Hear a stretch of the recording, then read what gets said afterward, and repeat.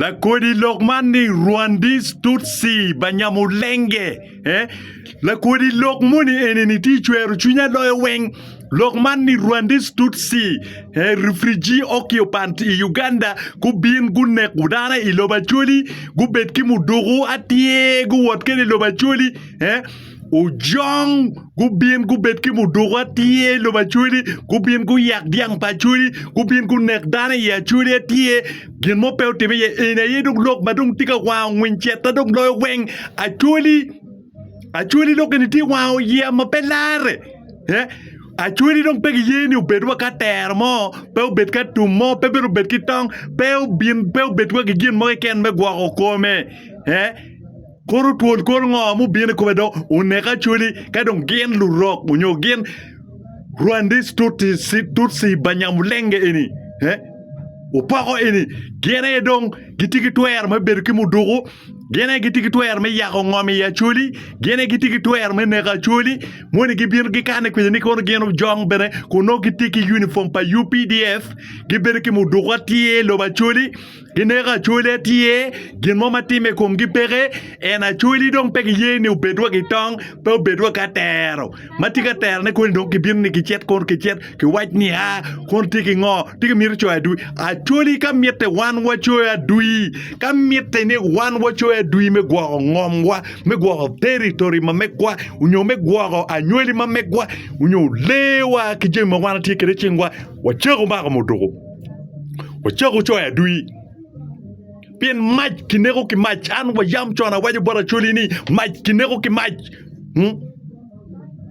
kagi ne oni ini tiki mach dano biluri eto won mach ka no ni ini tiki ki pi unyo ini tiki peke ki gin matwero ke mekele chubi beruka kweko ngwinye bori upako eni ana waje ni wa yinyu yo weng meneko upako eni Pero pagoni dong kita mne gitiki chente gitiki jemi weng dong gitwer fooling wan machala chuli omir wa yinyu yo menego Rwandese Tutsi mafut pegu tiro wan duju wa yinyu yo menego Rwandese Tutsi Pin gin ma Rwandese Tutsi tika timune lobo wa ikom wan machala anywele me Uganda tutwale ya chuli liat mape wacha Ka Rwandese kombedi Rwandese Tutsi eni kiriamugia oki lao kiriamugia oki Tutsi ki teso kiriamugia oki Tanzania kiriamugia ki kabedo weng ento mingini kiptika wega ne pingo ya chuli pingo gitika kelu mingini ya chuli pinga chuli tika yenyi bo ming eneni wangeo ni Rwandese Tutsi eni dieng eni weng maki waje ni kono die panganga gini eni dieng pa Salim Salegi dieng pa Museveni gi dieng pa Toyota gi Toyota kagota dieng ene tima dunga tail gine i amor kenyo i palaro i atiat achwara weng tim dieng pa Museveni pa Salim Saleh Kifka gota family. Kuat gi mati lo bachul Otema wany ene kuat gi ker ki good order ni ki geng dien pe odoin. Tema wany gi bir gi loga dien chako kar ke karuma kene. Wangeo dan matiki ki dien gi kenyo weng. Generals bagiti ki dien kenyo weng wana ngeo gi.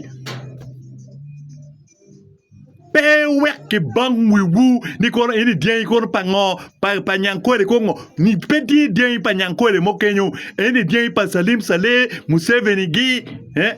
kipa mukopa Otema wen tiki dien ne madua ta kenyi palaro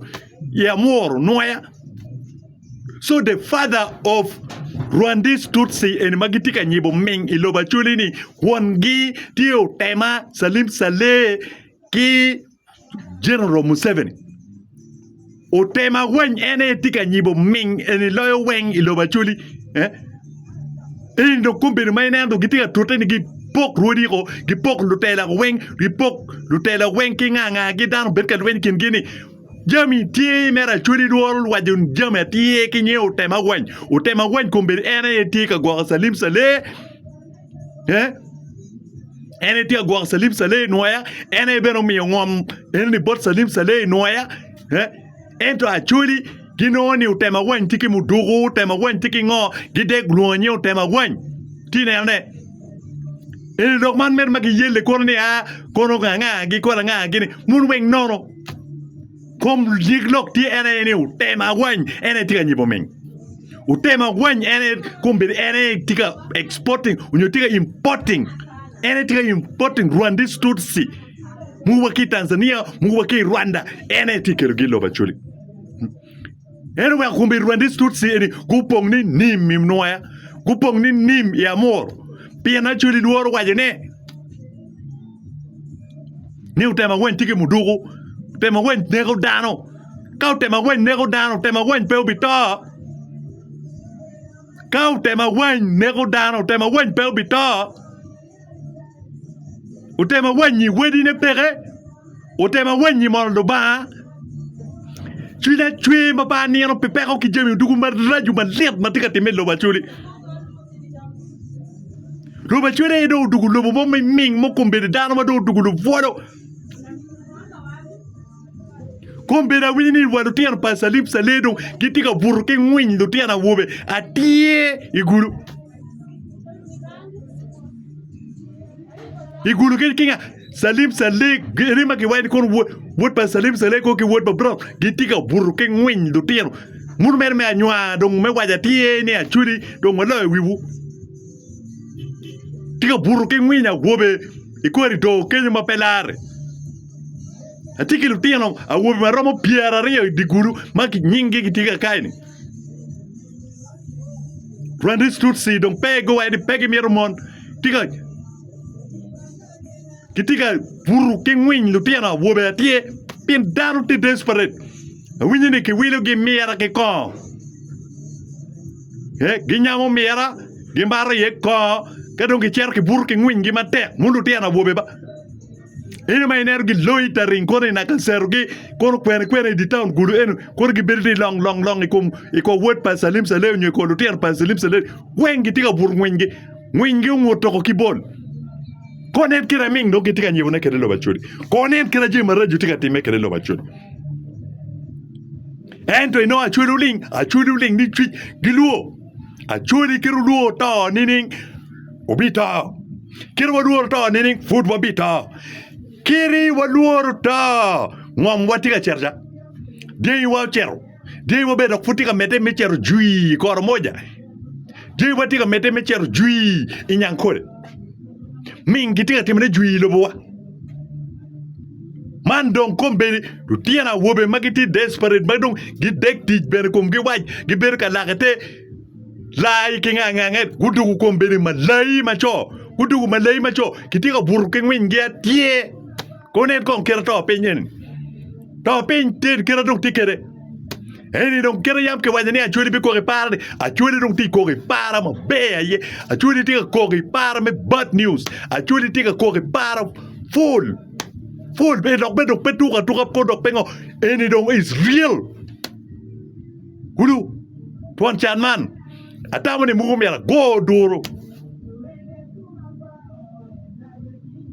achuri wati mungo kadu tela dong do tela petuero do tela be kumbi dong kiti yinyo ka kwog kiti ka yinyo me chama bodo piano gi actually people when they are looking for survivals so actually in my tikin gang kejini pe tamni ngat mo ubibiro ka gwa ngom mi mapat ki in walu diru mon kilu tela ni pe gengi muru eni lu kon salim salegi ruki Museveni gi ki Rwandese Tutsi me biro ka ya ngom pacholi me kelu pego ilobo pacholi ento pego bikonya chuli matwal lu diru eni pego bikonya chuli matwal lutiano ge kwara ilobulaya lutiano ge kwara kama bo kitie kije mabejo weng so compare Museveni tika chulo en ludiro eni go weng mebelo maming wet gimete ke ona chuli kiti chulo ludiro eni weng mebelo maro baba ma wet pegu lore ki chulo dogiro so in machala chuli wa mier wa chago defending ourselves pewa beru ki biak ni la dit mo nyo minister mo unyo la tela mo be bienu ka lowa jode eni weng Museveni rago gi ti ngwen Museveni Museveni rago gi ko ti ngwenye pegi twel do gin mokiken eni jo mamu 7 tiu ket gi me konyo ne Acholi me konyo kelo pege do Acholi ento pegu bi konyo mana Acholi wi loko tema gidon kumbini Museveni tiu kede kadon Museveni dok tim yer ne Acholi mo kinene tema tikwene tema tikwene mene Acholi don kontrake kimieche me ya ngomi ya Acholi kontrake kimie do chion tema wangi ko tema wangi dong neno anga matwer konye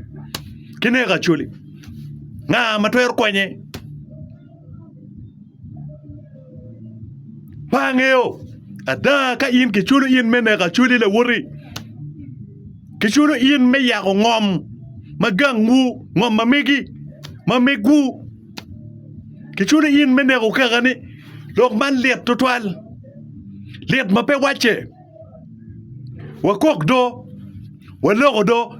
dong wakonya Acholi nining Acholi wacho konye kekenwa awajo daga noye ni kamite ni wan wacho ya dwi chidong wacho cho ya dwi kare ni pin enough is enough liet do karogo bet kitong mamigi bet kijami lweny mamigi gang mamigi mudugo mugo mayam cha gwo gi uchak roro gi ma uyire ngomi uyire bien uchak roro gi uchwan mo wek big nyal loko kubedi pien ka wan pe watamo ni bo gwo ngom mamegwa bo gwo jemi mamegwa chido mbir ngeni la dit momo bikonyo won peke la dit momo bikonyo wu peke Acholi la tele momo bikonyo won peke bo konyo ne kekenwa wa yin yo weng Rwandese Tutsi ene wa yin yo meton don dian wa yin yo meton tien dian wa yin yo me welu lu leka gini ko wa yin yo me weko dian gini ta ko awi ni wa di pi dian liet bod joni melo wala tien dano so wanero yo menego diengi wanero yo duju meriemo Rwandese Tutsi ki igangwa wayi yo merienyo kaga pa Museveni ki Salim Saleh ki ngoma megwa la guak Salim Saleh ilo Acholi ene la kelpera lo Acholi la nyip Salim Saleh ilo Acholi ene la guak dianyi ilo Acholi so pero ene Acholi kombela yeti kelo pero ene lobwa so Acholi umero yabwa ngui ko Otema wanya yeti ka Rwandese Tutsi menewa lutela mu ene Rwandese Tutsi tika tiketki menewa na Acholi wa ayo malo